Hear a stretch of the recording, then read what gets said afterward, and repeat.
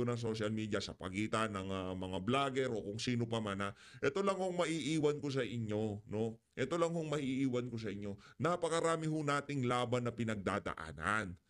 Yung mga nabanggit ko ho na yon, yung mga kabalbalan sa Comelec, ay ang pagbira nila dito kay VP, yung nangyayaring injustice dito kay dating Pangulong Rodrigo Duterte. Ito lang ho ang sasabihin ko. At hindi na ho ako magkokomento kung ano pa man dyan sa nangyayari na yan. Matatanda na ho yung mga yan. Alam na ho nila kung anong ginagawa nila. Para ba yan kay dating Pangulong Rodrigo Duterte? Hindi ba yan para dito kay dating Pangulong Rodrigo Duterte? Wala ho ako sa lugar para magsabi para yan dito, para yan sa ganito. Naniniwala ako sa ganito, naniniwala ako dyan. Hindi ho. Wala ho ako sa lugar na para magsabi ng kung ano pa man dyan sa mga issue na yan. Ito lang ho ang atin dito. Meron ho tayong laban sa likod, laban sa harap, laban sa gilid, laban sa magkabilang gilid, di ba? Napakarami ho nating issue na nabanggit ko sa inyo. Ngayon, kung kayo ay tunay na taga-suporta ni dating Pangulong Rodrigo Duterte, hindi ho natin mapipigilan yung mga yan. O hindi ho tayo makakapag-awat sa mga yan. Wala hong pwersa na makakapigil sa di ba? Napakarami nating laban. Harap, likod, magkabilang tagiliran, baka side by side, meron pang laban yan. Kung ikaw ay totoong taga-suporta ni dating Pangulong Rodrigo Duterte, piliin ho natin ng maigi yung mga laban na sinasalihan natin ngayong mga panahon na to. Kung gusto kong sumali ng iba dyan, nasa sa kanila yan.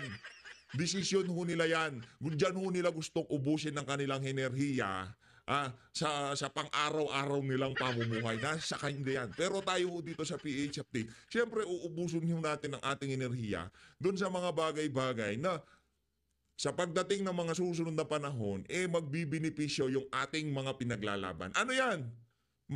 Makabuluhang reforma sa Comelec, makabuluhang reforma sa paraan ng ating pagboto sa Pilipinas. Sino ang ating mga kasangga dyan? Siyempre, si Attorney Harold Respicio, Chairman George. Yan yung kapakampi natin. At sumali pa. Itong isa sa mga iniidolo din natin taga-suporta ni Tatay Digong. Chairman Greco Vega. Panoorin ho natin. Yun lang ang take ko doon. Piliin ho natin yung mga laban na sasalihan natin. Marami ho tayong laban dyan. Meron dyan sa Comelec, meron dyan kay BP Sara, meron dyan sa House of Representatives, meron dyan kay Anticler sa Malacanang. 'Di ba? Meron naman ho dyan sa Senado, yung mga yung mga makakaliwang dilawan na pinklawan na di mo malaman, 'di ba? Marami ho tayong laban ngayong mga panahon na. Piliin na lang ho natin. Alam ko naman na alam nyo tinutukoy ko. Magtulungan ho tayo dito, pero yung mga nagbabardagulan, nag-iingayan, nagbabakbakan, wala ho tayong magagawa. Wala hong pwersang makakapigil sa mga yan, ika nga. Ano nila yan, mapag-uusapan naman, madadaan naman ho sa kapihan yan, ika nga. Matatanda na ho yung mga yan. Ang sinasabi ko lang dito sa mga taga-suporta natin, kung kaya nyo na piliin yung mga laban na sasalihan nyo at yung mga laban na yun ay direkta magbibinipisyo ang pinaglalaban natin at itong si dating Pangulong Rodrigo Duterte, yun ho ang mga laban na pipiliin natin. Pero sana hindi na lumala itong mga nangyayari ngayong bardago lang, kasi once na sobrang nakaladkad na si dating Pangulong Rodrigo Duterte dito at direkta ng ika nga siya na yung actually hindi na ewan ko ba sa inyo, bahala nga kayo dyan. Merong time na kahit ayaw natin yung laban na yan pagka sumobra na, actually sumusobra. Ano yan, bahala nga kayo dyan. Dito tayo kay Attorney Harold Respicio. Sana siya, medyo magsispar na ng konti. Ano naman ako dito, meron bang nanonood sa aking mga kasama kong vlogger dito? Wala naman siguro na, huwag na kayo manood. Para itong mensahe ko na to para na lang sa mga tagapanood ko, para sa mga masugid kong tagapanood. Marami ho tayong laban na pinagdadaanan. Piliin ho natin kung alin yung mga laban na direktang magbebenepisyo ang ating Presidente Rodrigo Duterte at ang ating Vice President Sara Duterte. Yun na lang ho. Ito kasi sa 2020 ito, usaping 2028. Yung eleksyon, kasi pag nanatili tayo dito sa ganitong klaseng sistema, baka mapanalo natin si VP Sara, i-disqualify itong si George Garcia. Ito, game mo tayo, game. Caveat. We're not here to incite rebellion or to call for revolution. Okay? But we want a change, no? And the election on 2028 will be crucial. That's why I'm glad that you're here to pave the way. I hope, well, basta, for the record, hindi ako kasama dyan, ha? No, but seriously, ha? Talagang tama sinabi ni Butch, no? Ni Greco, our country is suffering so much. I have 2 grandsons, no? And I hope that their country will be good to them, no? When they have their own children. But is it possible? I'm so sad about the state of our nation. No? Kaya I don't know what BBM will report in Isona, no? Whether the country is in good hands or in bad hands. I leave it to you. So on that note, Brother Butch, we would like to show the presentation. I'm sorry, Greco. Opo, ang title po pala, my father is Secretary of former Presidential Assistant on Religious Affairs. Hindi yung video, pakita mo. Ang title po pala ng aming forum ay Eleksyon o Revolusyon? Yan po ang gusto namin itanong sa taong bayan. Wala naman ng problema mag-revolution, 'di ba? Tayo nga dito ina-advocate natin magkaroon ng peaceful revolution. 'Di ba? Mapayapang revolution na kung saan ang sambayan ng Pilipino mamumulat ang kanilang kamalayan kung gaano kababuyang ginagawa ng administrasyon ni Marcos Jr. Sa gayong paraan makakapili sila ng maigi, makakapili sila ng mga tamang leader sa mga susunod na eleksyon. Yun ang revolusyon na inaasam-asam natin. Na mabuksan ang kaisipan ng ating mga kababayan na binibigo tayo ng kasalukuyang saligang batas. Na tatlong dekada na tayong binibigo nitong kasalukuyang sistema na kinakapalooban natin. Di ba? Dami nating laban. Piliin nyo ng maigi yung mga laban nyo, mga kasama dito sa PH Update. Diba? Lahat ng mga yan, ingay lang yan. Lahat ng mga yan, laban yan na pwede nyong salihan. Ngayon, kayo na kung bahala dyan. So on that note, let us start the sago, and I would like to ask our good attorney to say the first opening statement. Alright, thank you everyone! Kapihan! Dito sa Are you ready to rumble? Galing nga. Nakamuning! Thank you so much for inviting me. Thank you so much for inviting me, Mr. Greco Bilgeca. Napakagwapo mo talaga in person. Yeah, buddy! Anak ng Petra Garavata. Presscon pinunta natin yan. Brother, presscon. At si Big Boy, Butch Bilgeca, sir! The Greek God. Ang gwapo-gwapo nila, sir. Maraming salamat po sa pag-invite kay Attorney Harold Respicio dito sa forum na ito upang pag-usapan ang mga pagkakamaling nangyari ngayong eleksyon na ito para hindi na maulit sa 2028. Latest po, umamin na po si Chairman George Garcia na nag-uusap nga pala talaga sila ng congressman na tumatakbo noon sa Bohol at sinabi niya kailangan mo ng 300 million pesos para manalo. Pero sabi ni Chairman George Garcia, na misunderstood daw siya. Sir, hindi nga. Kasi kapag papakinggan mo, kailangan mo ng 300 million pesos para manalo. Parang extortion no? Parang nagsasuggest, nabayaran mo na lang ako ng 300 million pesos para manalo ka ngayong election. Kaya nga parang extortion, no? Parang ganun parang, kunyari, hindi si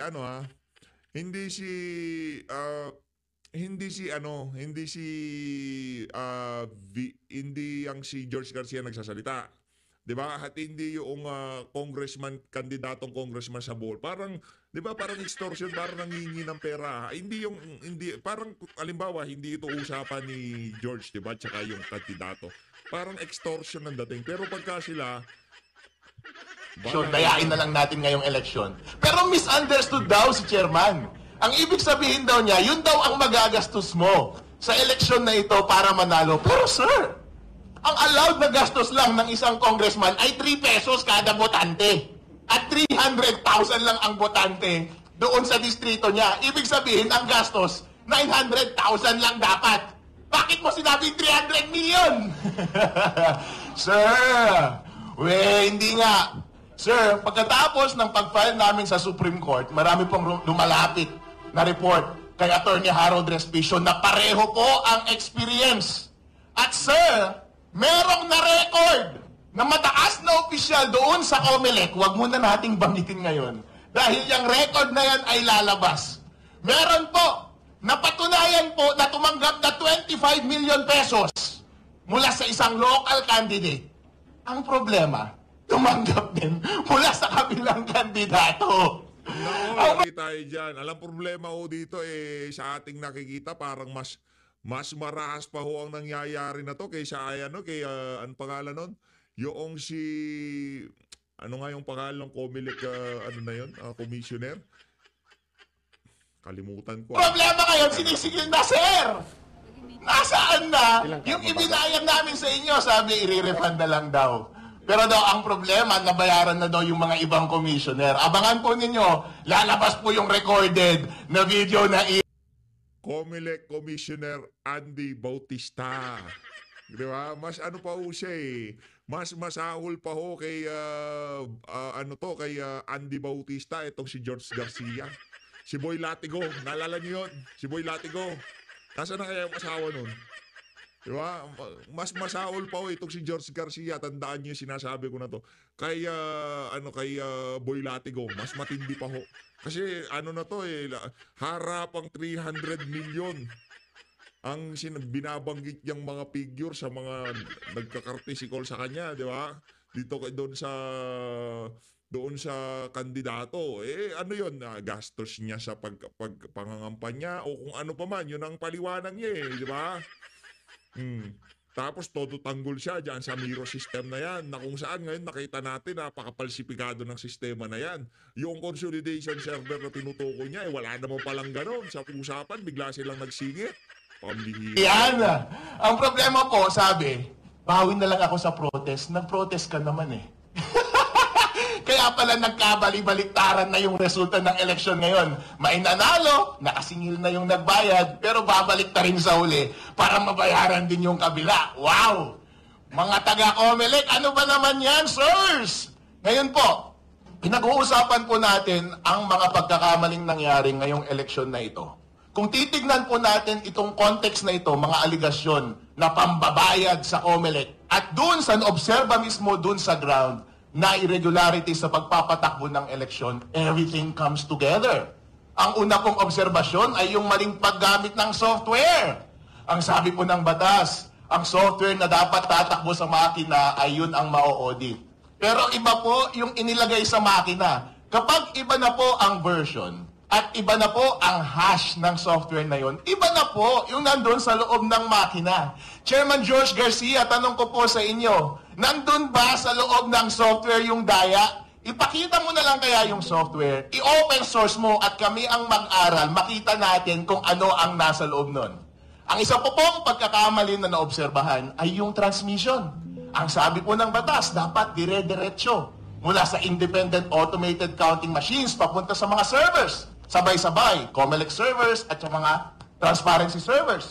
Para nga naman kapag nandaya ang COMELEC, huli ka agad ng mga transparency server. Pero inamin mismo ni Chairman George Garcia, kinokolit pala nila bago magpadala doon sa mga transparency server at pinapadala nila cumulative every 15 minutes. Anong ibig sabihin po nito? Na manipulate po yung data mula sa mga automated counting machines bago pumunta sa mga server. Labag po yan sa batas, illegal po yan.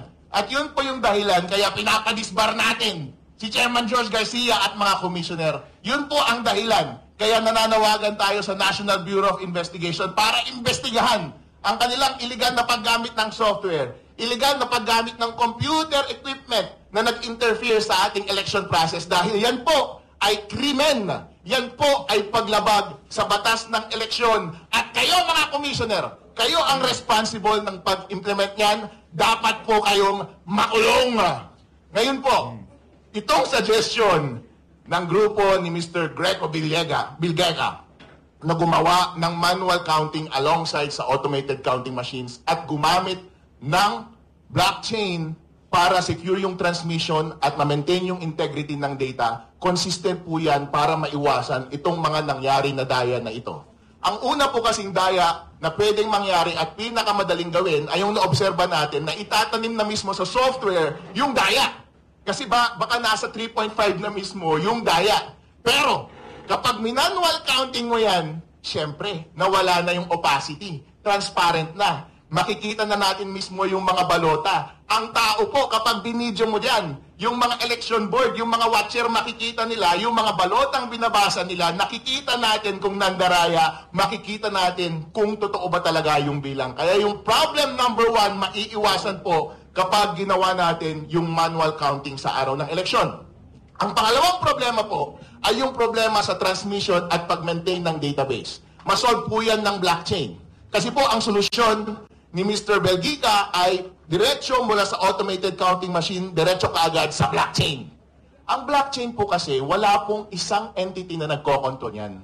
Distributed po yan. Yung software po niyan ay open source. Hindi mo pwedeng dayain yan at maraming mga servers na independent na nagme-maintain ng lahat ng database niyan. Kaya kapag transmit mo mula sa automated counting machines papunta sa blockchain, walang kahit na sino mang gobyerno, organisasyon o media o tao na pwedeng mandayan yan. Diretso kaagad, in real time, reflected kaagad, kita ng public kung saan yung source at kita kaagad yung resulta ng eleksyon. Kaya wala ka ng panahon para baguhin pa sa gitna yung data na ipinapadala ng automated counting machines. At kapag nasa blockchain na, hindi mo na rin mababago yung final results na nandoon. Kaya hindi mo na mababago yung data na nasa database. Inuulit ko po, in summary, ang problema po ngayong eleksyon na ito ay dahil hindi tayo sure kung may daya ba sa pagbilang nandun sa software.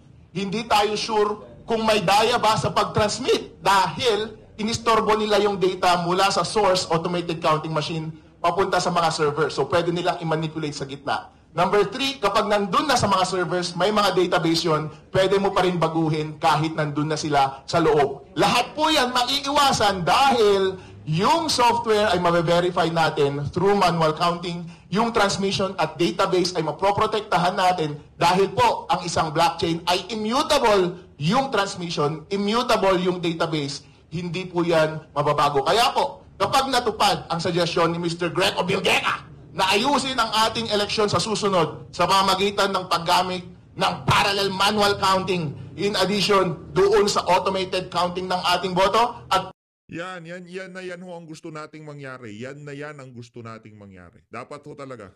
paggamit ng blockchain, hindi na po mauulit yung mga daya ngayon. Kaya Chairman George Garcia at mga commissioner, alis na kayo dyan! Ilagay na natin itong mga idea ni Mr. Greco Bilgueca at gawin natin sa 2028 para lahat po tayo ay masaya at lahat po ng ibinoto natin ay siyang totoong mauupo, mapoproklama at mamumuno sa atin. Maraming salamat, Attorney. Parang showbiz, no? Parang Showbiz na showbiz. Yang si Atty. Harold Respicio, yung ano niya, yung delivery niya ng kanyang mga banat kay dito kay Chairman George, siya talagang matindi.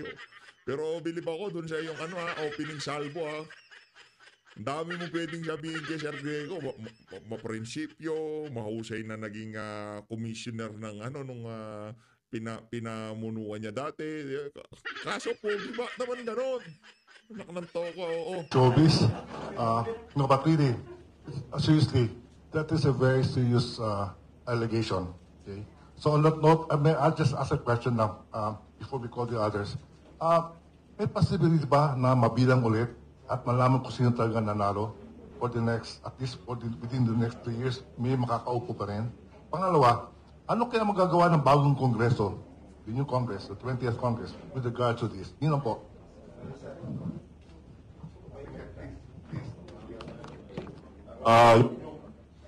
Yung first question nyo ay, ano? Yes. Sinabi, 3 days ago, sinabi ni Commissioner Ray Bulay, dinilit na daw yung files. O di i-delete na lang, i-delete. Pero may backup yun. Hindi totoo yun. Under the law, 6 months from elections, from May 12, magbilang kayo ng 6 months, hindi dapat dinidelete yun. Yung iba doon na-transmit na eh. And under the law, isa sa mga recipient ng transmission ay kapisanan ng mga broadcaster ng Pilipinas. Siguro may member dito ng KBP.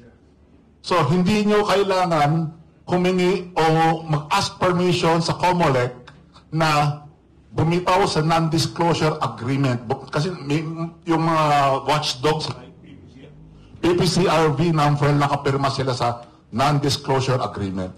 Yung PPCRV na AMFREL, hindi naman nakasulat sa batas yan eh. Ang nakasulat sa batas, Republic Act 9369, isa sa mga recipient ay KBP. So that data transmitted to the KBP belongs to KBP. That's by law. Nakasulat doon. Kahit nakapirma sila sa non-disclosure agreement, karapatan din yun. Kalampagin nyo yung KBP. That's yours. That data is yours. Nasend na yun. So, early transmission yun. Hindi kasama sa mga sa mga na-alter. Actually, 5 times na na-alter yung transmissions from 7 o'clock of May 12 until nung nila yung ating whistleblower dito na si ating bagong bayani, si Harold, idol ko to, alam mo. May I, 1 minute extension lang to your question. Yung sinasabing tinatamper yung software from version 3.4 to 3.5, ginagawa na nung araw ng Smartmatic yun, kahit noong 2013 elections, wherein senatorial candidate ito si Greco, one of the victims. 2013 pa nabibiktima ito eh. So that answers the question. Pwede yung data na is still very much alive and we can still pursue that data. The second question is, anong magagawa ng Congress?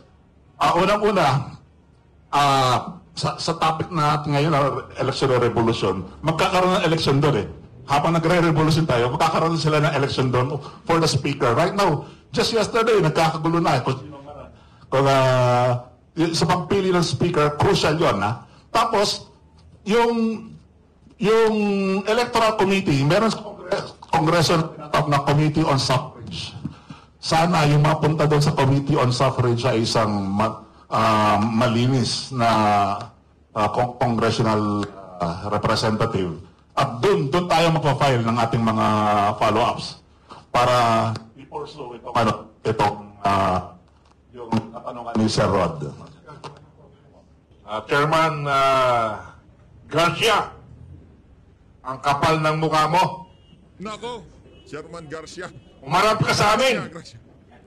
Ilang beses na kaming humarap sa iyo. Yan sa Intramuros. Para bang wala kang naramdaman. Pero alam ko, narinig mo kami. Kaya George Garcia, pag ikaw pa ang umupo sa 2028, magkasubukan tayo. Subukan lang natin ang tapang mo at tapang ng taong bayan. Nako. We are United People's Initiative. Kasama ba tayo doon sa United? Kayo ba ay kasama pala?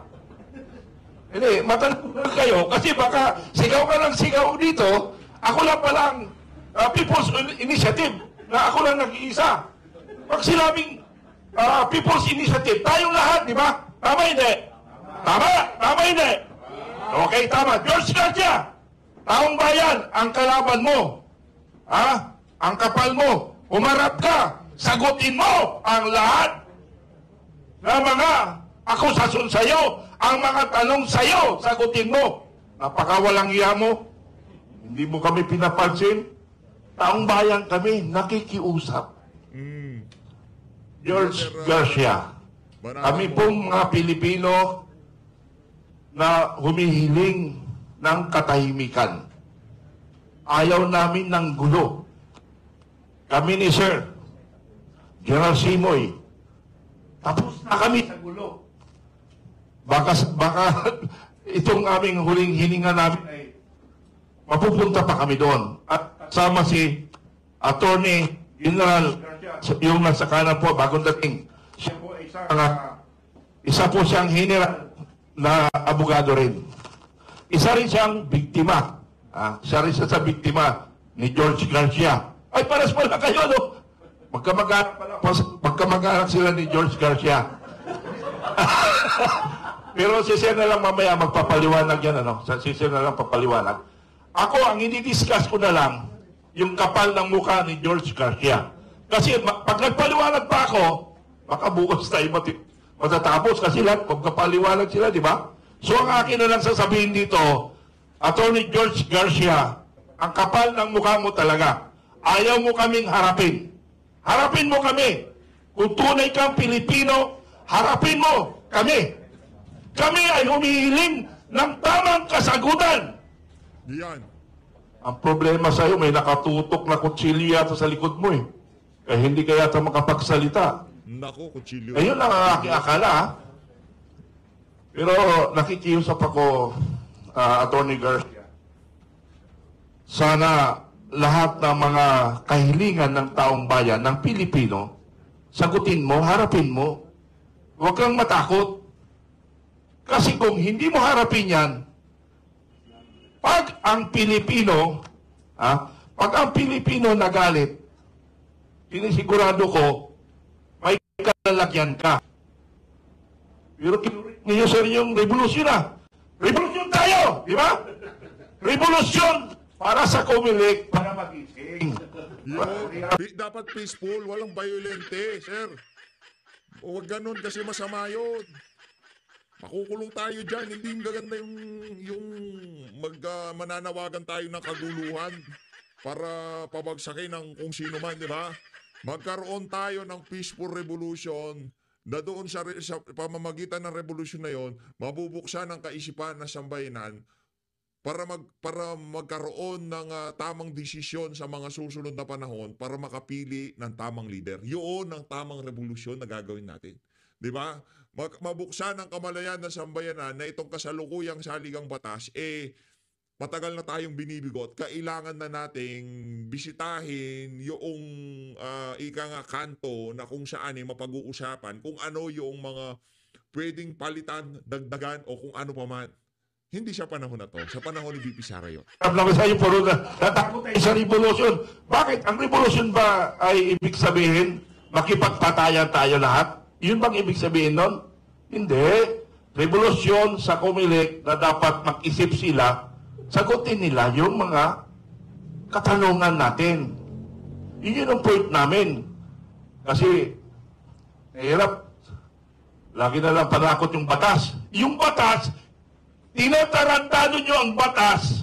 President Marcos, tinarantado mo ang batas, pero kami, tinatarantado nyo rin kami. Ginagamitin nyo kami ng batas, pero kayo ay hindi sumusunod sa batas ng batas ng Pilipinas. Walang iya kayo. Kayo ang hindi kayo sumusunod sa batas. Ang gusto nyo, batas ninyo, hindi batas ng taong bayan. Yun yung point ko doon. Kaya dapat tayo lahat magising. Ayaw kong tinatarantado ninyo ang Pilipino. Kaya ako nagagalit. Kaya ako bumuo ng Filipino Guerrilla Forces para magkaisa tayo, labanan lahat ang tiwali.